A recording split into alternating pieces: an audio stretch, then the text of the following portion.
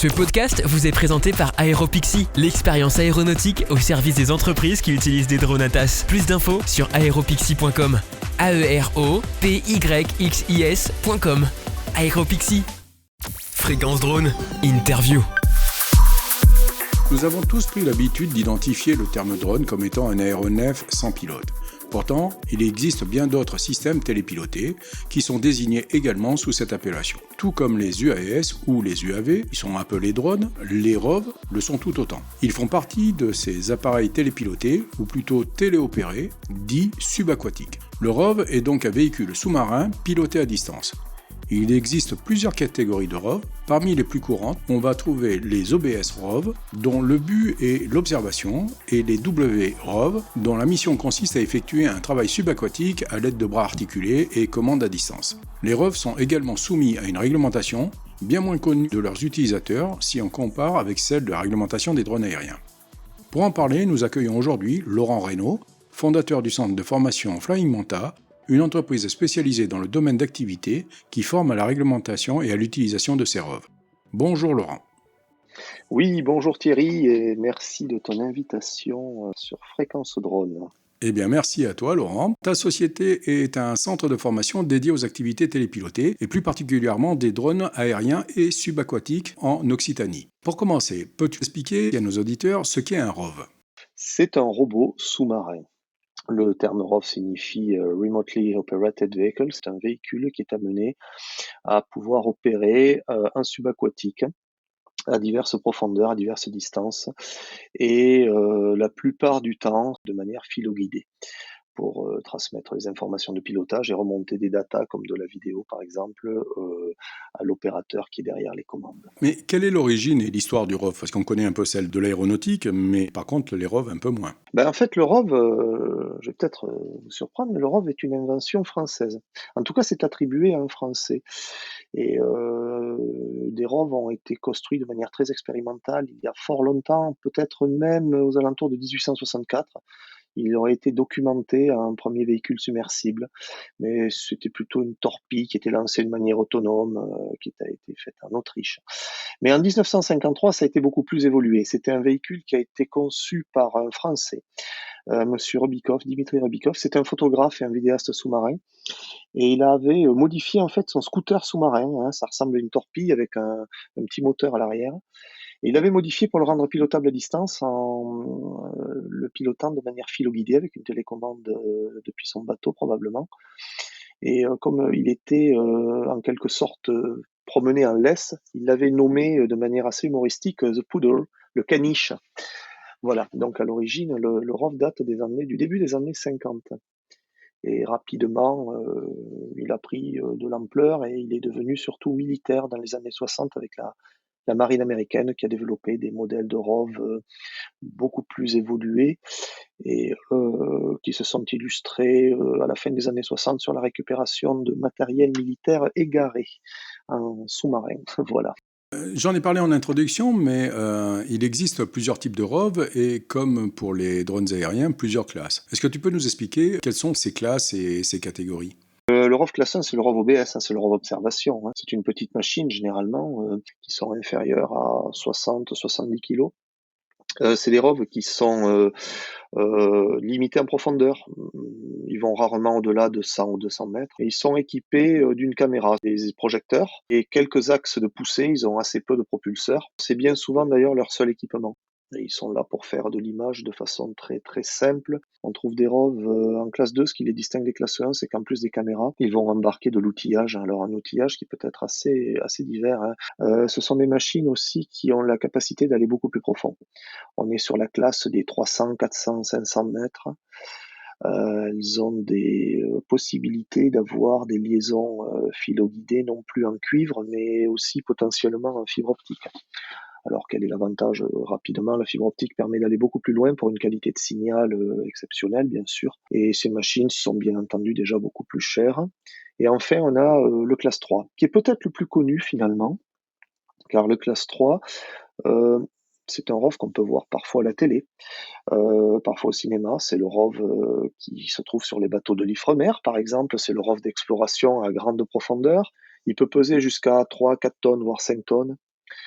C'est une machine qui est équipée, qui est outillée de manière très performante. Il mêle hydraulique et électricité, bien souvent d'ailleurs dans ses outillages. Il va comporter 2 voire 3 bras télémanipulateurs, des bras qui peuvent emporter des tronçonneuses, des systèmes de soudure, diverses sondes, des paniers de collecte d'échantillons. Voilà, il est équipé de caméras très performantes avec plusieurs axes de visée, plusieurs caméras. C'est un drone de tous les superlatifs. On est dans la classe des ROV qui descendent entre 5 et 8 000 mètres. Ce sont aussi les ROV de l'industrie dite oil and gas, c'est-à-dire l'industrie d'exploitation des hydrocarbures. Voilà, et toutes les activités industrielles subaquatiques. Là, nous avons les 3 principales classes. Voilà. Il en existe 2 autres, beaucoup plus marginales, si tu veux qu'on en Oui, parle. bah écoute, puisqu'on y est, hein, vas-y. Il y a, voilà, il y a le classe 4, c'est un ROV tout simplement non navigant, ce qu'on appelle un crawler, c'est-à-dire un ROV qui va se mouvoir sur le fond sur des chenilles. Alors, soit il est tracté, towed ROV, ou alors c'est le crawler, il est alimenté, les chenilles sont mues hydrauliquement. Pour la faire très simple pour les auditeurs, vous imaginez une pelle mécanique très importante, à laquelle on a peut-être adapté la tourelle pour porter certains outils et qui est posée au fond de la mer. Voilà. Et ensuite, la 5e classe et la dernière, ce sont les ROV dits autonomes, les AUV. Ce sont des ROV très souvent militaires et de plus en plus scientifiques, plutôt expérimentaux, mais ils ont la capacité, ce sont les seuls qui se déplacent sans être filoguidés. Donc ils ont souvent la forme d'une torpille, ils ont des formes très hydrodynamiques pour être très peu énergivores et ils sont adaptés à des missions souvent de longue durée, sur des longues élongations. Voilà ce qu'on peut dire des 5 classes de ROV, Thierry. Eh ben, déjà, ça brosse un portrait déjà intéressant parce que je pense que bon nombre de nos auditeurs ne connaissaient pas toutes ces classes dans les ROV. Il est évident qu'on a plus l'habitude peut-être de voir et d'entendre parler des ROV de classe 1, hein, si j'ai bien compris. Oui, tout à fait. En ta qualité de spécialiste du sujet, est-ce que tu pourrais compléter un peu en nous donnant d'autres exemples, peut-être plus parlants sur des ROV, on va dire, dans les 3 premières classes à la limite? Oui, alors après, la plupart des machines, aujourd'hui, le ROV, en fait, on en parle parce qu'il commence à se démocratiser, professionnellement parlant. Donc effectivement, la démocratisation commence aussi par proposer des machines d'un tarif accessible. Le ROV, effectivement, le plus souvent vendu, le plus classiquement vendu est un ROV de classe 1 parce que justement, il peut se vendre un peu comme le Mavic Mini, les Mavic 3 classiques, des machines utilisables par des amateurs. On trouve des ROV de classe 1 qui se vendent maintenant à des gens qui ont envie simplement de faire de l'ouvrage sous-marine pour le plaisir, le long d'une côte, le long d'un massif corallien. Voilà. Mais on va trouver aussi des classes 2 ou des classes 1 très perfectionnées qui commencent à avoir quelques outils qui sont destinés à des professionnels, qui vont être utilisés aussi, par exemple, dans le domaine technique des scaphandriers, qui vont pouvoir utiliser ces machines pour faire une inspection où ils n'ont pas forcément rentabilité à y aller, hein, parce qu'il faut mettre un homme à l'eau, il faut tout un support vie en surface, puis il y a des risques aussi de temps en temps. Et puis petit à petit, on va monter vers les ROV de classe 2 qui sont de plus en plus outillés, qui permettent de faire certains diagnostics, des calculs d'épaisseur sur des coques, des choses comme ça, des prélèvements de sédiments, ainsi de suite. Voilà. Donc en fait, on a une telle multiplicité d'usages dans les ROV que chaque classe trouve sa place en quelque sorte. On commence à avoir des ROV qui se démocratisent. Voilà, on a un domaine scientifique qui est relativement utilisateur, un domaine de l'inspection, maintenance, réparation, de l'IMR, un domaine dans les fonctions de support, dans les inspections de travaux sous-marins, sur l'oil and gas, sur l'installation des éoliennes par exemple. Justement, ça coûte combien un ROV aujourd'hui, la gamme de prix à peu près?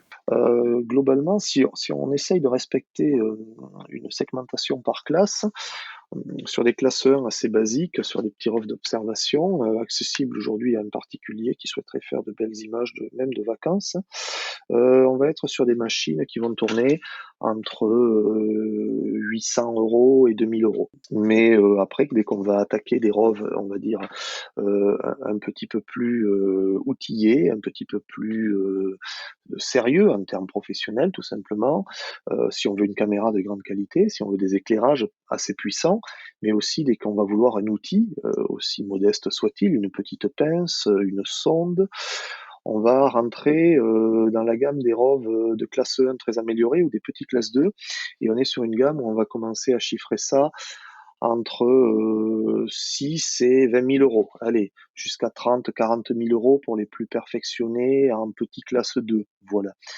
Et là, on a des machines où on peut commencer à espérer une profondeur d'opération importante, 300 mètres, une distance de travail importante. On a beaucoup d'ombiliques, de câbles. On a une station surface, une station de pilotage relativement évoluée, avec laquelle on peut commander au ROV de se mettre dans des positions assez acrobatiques, si on peut dire, ce qu'on peut pas faire avec un drone aérien. Voilà, on peut piloter la caméra, on a tout un tas d'options. Voilà. Et après, si on part sur des très grosses machines, des gros classe 2, ou si on fait le pas vers du classe 3, on en parle plus pour l'anecdote, mais là, on va dépasser plusieurs centaines de milliers d'euros. Sur un très gros classe 3, on est à plusieurs millions d'euros, bien sûr. Voilà. Mais ce sont des machines exceptionnelles. Alors, en préparant cette émission, tu m'as parlé d'un petit jeune ingénieur qui a conçu un drone qui pourrait peut-être être vendu à moins de 1 000 euros, et ce serait un drone français. Oui, oui, oui, oui. Alors, sa démarche m'a beaucoup plu, m'a touché. D'abord parce que c'est un jeune homme qui est en dernière année d'ingé, qui est en école d'ingé, qui a préparé, je crois, depuis même pratiquement 3 ans sur son cursus, qui a conçu un drone qui, par certains aspects, est assez novateur, assez intéressant. Et ce drone est tout d'abord une machine qui est imprimée entièrement en 3D. Je voulais parler de ce jeune homme parce que il mérite un coup de pouce. Sa société s'appelle Bentix, Bentix, et c'est Nicolas Baracchino. Et il est de la région lilloise, je crois. Et il est aujourd'hui en pleine recherche de financement aussi. Il a lancé un Quickstarter qui lui permet de collecter des fonds. Et il est très intéressant. C'est un passionné. Et l'avantage, c'est que c'est un drone français, Cocorico, hein, c'est un ROV français, mais c'est surtout qu'il envisage de le vendre à un tarif très compétitif qui se situerait, je pense, je ne peux pas parler à sa place, mais aujourd'hui on a parlé d'un tarif en dessous de 1 000 euros. Ça pourrait être un outil, personnellement, il nous intéresse beaucoup par exemple, parce que c'est un outil idéal pour faire de toutes petites opérations qui ne nécessitent pas de mobiliser des gros moyens, voilà. Donc de mettre en œuvre des choses coûteuses. Alors, en introduction, j'ai abordé un thème qui m'est cher, la réglementation. Il y a aussi une réglementation qui est particulière au ROV. Est-ce que tu peux nous en dire quelques mots? Pour ne rien te cacher, en matière réglementaire, on est un peu dans une zone grise qui s'éclaircit petit à petit. Jusqu'il y a à peu près 1 an et demi, il n'y avait quasiment rien de sérieux qui existait et on réglementait par la réglementation classique qui vient toucher la marine marchande, les opérations professionnelles sur la mer, mais il n'y avait rien spécifique au ROV. Et en fait, il y a quelque temps, il y a un petit peu moins de 2 ans maintenant, le cluster maritime, qui est animé par des spécialistes, des juristes très pointus, ont mis au point un projet de texte qu'ils ont soumis aux autorités politiques françaises. Et ce texte, visiblement, leur a bien plu. Et la plus grande partie du texte, celle qui justement parle des ROV sous-marins, quelle que soit leur taille, est encore en suspens. Les politiques ont exprimé en disant que ce texte était pour le moment très intéressant, ils l'ont retranscrit, et que pour l'instant, ils attendaient encore un petit peu avant d'émettre des décrets ou des arrêtés. Donc on est à 2 doigts, mais il faut encore attendre un petit peu, il manque certainement des éléments, donc il y aura une réglementation, c'est sûr. Qu'est-ce qui, dès aujourd'hui, pour terminer là-dessus, est déjà réglementé? Il s'agit des navires autonomes de surface. C'est un petit peu particulier, ce qu'on appelle les Unmanned Surface Vehicles, les USV, car ils se sont développés très vite, avec des capacités assez extraordinaires. Et aujourd'hui, c'est quelque chose qui est un petit peu à la pointe de la recherche sur plusieurs organismes. C'est que ces navires, plus ou moins gros, certains font déjà plusieurs mètres de long et atteignent des masses respectables, sont capables de naviguer en surface de manière autonome, totalement autonome. Et ces navires ont été réglementés assez rapidement, parce qu'évidemment, ils vont venir partager l'espace d'autres navires habités, eux, et ils peuvent éventuellement, même si pour le moment ils sont plutôt de menue constitution, mais ils pourraient éventuellement représenter un danger. Donc il y a une réglementation de manière à ce que ces navires de surface se signalent, soient équipés de systèmes de signalisation, soient repérables et soient même d'ailleurs potentiellement capables d'éviter les autres navires. Voilà où en est la réglementation aujourd'hui. Elle est en fin de gestation, je dis. D'accord, mais est-ce que c'est une réglementation purement française ou est-ce qu'elle est européenne, voire internationale? Elle est franco-française, elle concerne l'État français, mais elle sera certainement précisée, elle n'est pas encore assez touffue Oui, tout à aujourd'hui, fait. mais c'est pour l'instant purement français, oui. Par contre, il existe des organismes certificateurs qui sont reconnus nationalement et internationalement, n'est-ce pas? Oui, oui, oui.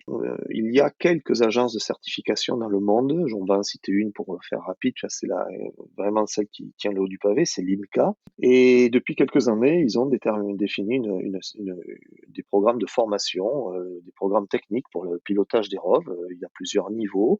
Nos formations sont calquées sur ce qu'ils recommandent. Et l'IMCA est un certificateur aujourd'hui qui est réellement internationalement reconnu.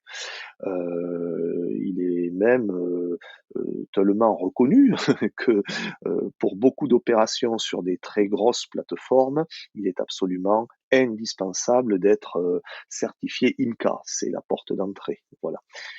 Il existe d'autres certificateur moins important, hein, mais celui-là est le plus important. Il est anglais, excuse-moi, je n'ai pas précisé, il est britannique. Hein. Oui, avec un nom pareil. Voilà. Alors, pour continuer un peu sur le thème de la formation, combien de temps faut-il pour se former à l'utilisation d'un drone et, bon, au-delà de maîtriser la réglementation, maîtriser l'engin? Alors, chez nous, raisonnablement, je vais te parler de deux points de vue, mais chez nous, raisonnablement, nous considérons, pour les formations et pour la machine que nous possédons, qui est un petit classe 2, hein, on ne peut pas envisager une formation à moins de 7 ou 8 jours. Ça paraît des fois important par rapport à une formation de drone à 5 jours, voire à 3 jours, parfois sur du perfectionnement. Mais 7 à 8 jours, c'est un minimum pour maîtriser un appareil qui ne se pilote pas comme un drone, qui demande quand même beaucoup plus de maîtrise. Et nous avons également un programme derrière théorique qui est assez conséquent. Ça ne veut pas dire qu'il est imbuvable, mais il est techniquement très complet. J'ai plusieurs centaines de pages de programme et il est quand même intéressant d'en débattre lors de cours théoriques. Donc ça prend du temps tout cela. Une fois qu'on a maîtrisé une machine, quels sont les débouchés professionnels que l'on peut avoir avec un drone de classe 1 ou de classe 2? Alors les débouchés professionnels, il y a de grandes branches. J'ai formé des gens, par exemple, qui sont des gens qui ont été intégrés directement chez des contractors, qui ont acquis cette compétence parce qu'ils étaient par exemple déjà scaphandriers ou ils étaient bien souvent techniciens de maintenance assez avancés et il se trouvait que chez ce contracteur-là, comme chez beaucoup de contracteurs en ce moment d'ailleurs, s'offraient des places de pilote de ROV débutants. Donc j'ai formé des gens comme ça qui vont donc travailler pour un contracteur et j'ai formé également des gens, et il y a donc une clientèle aussi sur ce secteur-là, des indépendants. Là-dedans, on va trouver pas mal de scaphandriers, de gens qui ont des boîtes de scaphandriers ou qui sont scaphandriers indépendants et qui viennent amener l'outil ROV dans leur milieu professionnel, dans leur activité, un petit peu comme le photographe amènerait le drone supplément dans son activité.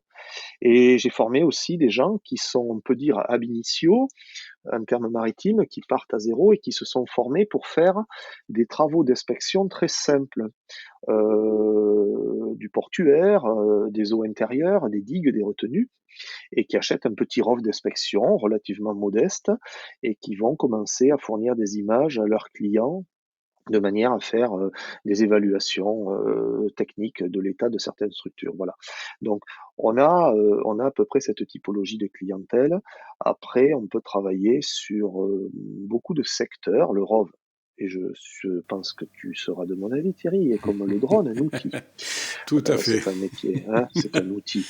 Et on va utiliser cet outil pour faire des inspections peut-être très modeste, une cuve à incendie, une cuve à eau anti-incendie dans un grand magasin, un château d'eau, un canal, une écluse, une digue, une retenue, mais aussi, pourquoi pas, une structure portuaire, voir l'état d'un mur de pale planche dans un port, voir l'état de corps morts, aller récupérer peut-être une attache ou un bout qui s'est égaré, qui a laissé partir une bouée, enfin voilà. Donc on peut faire beaucoup de choses. On a des activités scientifiques aussi. J'ai formé des scientifiques qui ont fait des observations régulières sur certains points en mer. Voilà, il y a beaucoup de choses et on peut aller vers des choses extrêmement pointues industriellement quand on va commencer à arriver sur le milieu de l'exploitation oil and gas, le milieu industriel maritime de haute mer. En ce moment, il y a beaucoup de travaux sur des éoliennes maritimes. Donc, il y a une assez forte aspiration de pilote de ROV. Je puis t'assurer que j'ai très régulièrement, quasiment tous les mois, des offres d'emploi de pilote de ROV sur ce genre de métier, de genre de travail. Voilà. Tant mieux, tant mieux, tant mieux. Heureusement qu'il y a encore des possibilités avec des débouchés. Justement, tu disais tout à l'heure que tu as formé un certain nombre de personnes qui se lancent à titre personnel, hein, qui montent des entreprises pour faire du ROV, en espérant qu'ils Oui, fassent autre chose aussi que du ROV, parce que je pense qu'il n'y a pas du travail toute la journée en ROV. Enfin, tout à fait. c'est à leur souhaiter, mais si on prend le parallèle avec le drone, ça va être un peu la même chose. Quel Oui. est le prix moyen d'une prestation pour un prestataire de service qui serait sous-traitant d'une société ou qui pourrait éventuellement être mandaté par un donneur d'ordre?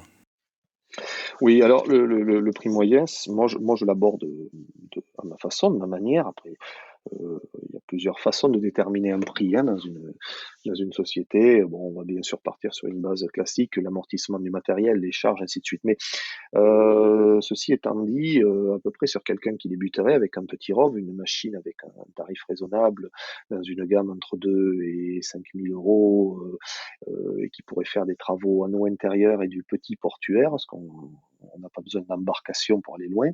On va travailler en fonction aussi, on va tarifier en fonction de la plus-value de la data qu'on va remonter au client et du niveau de traitement. Mais globalement, lorsqu'on va faire une inspection très simple, je préfère prendre des exemples très factuels, on va aller inspecter une coque de navire ou aller voir une ligne d'arbre, un étambot, une hélice, un safran d'un navire marchand dans un port. C'est une inspection qui va peut-être durer de 30 minutes à 1 heure et demie. C'est quelque chose qui va nous occuper avec la mise en place sur une petite machine un peu moins d'une demi-journée. Ça ne se facturera pas décemment plus de 300 à 400 euros. Voilà, bon, ça va dépendre un petit peu de la complexité de l'opération, de la possibilité d'approcher ou pas le bord avec notre station de pilotage, ainsi de suite.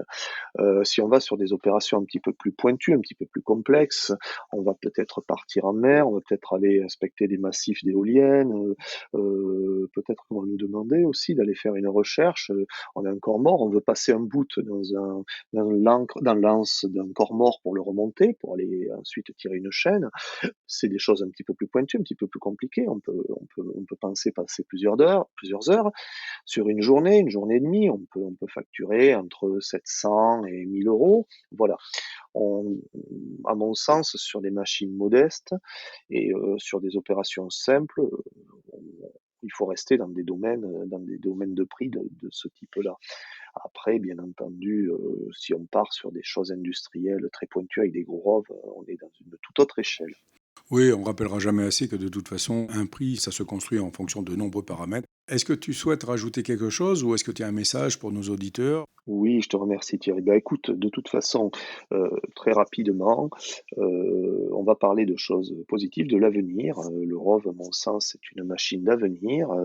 L'avenir, c'est aussi peut-être de travailler sur plusieurs secteurs. Pourquoi pas être pilote, télépilote et amener la compétence ROV dans son cercle d'activité. On va proposer ça bientôt, des formations couplées, de manière à avoir des doubles compétences. Et de toute façon, la partie, ce que j'appelais tout à l'heure l'économie bleue, l'économie vers le monde maritime, est à mon avis un secteur d'avenir, car il y a aujourd'hui, et on en est tous conscients, chaque citoyen le ressent bien, il y a des questions environnementales assez pointues qui se posent, et la mer est au centre de toutes ces questions. L'océan, comme l'atmosphère, est au centre de toutes ces questions. On a la chance, on occupe les deux milieux, l'atmosphère et l'océan avec nos machines. Et l'économie bleue, l'économie liée à l'océan, tous les travaux qui ont à faire, parce qu'il ne faut pas imaginer, on a parlé de l'oil and gas, mais c'est très loin d'être la majorité des activités ROV.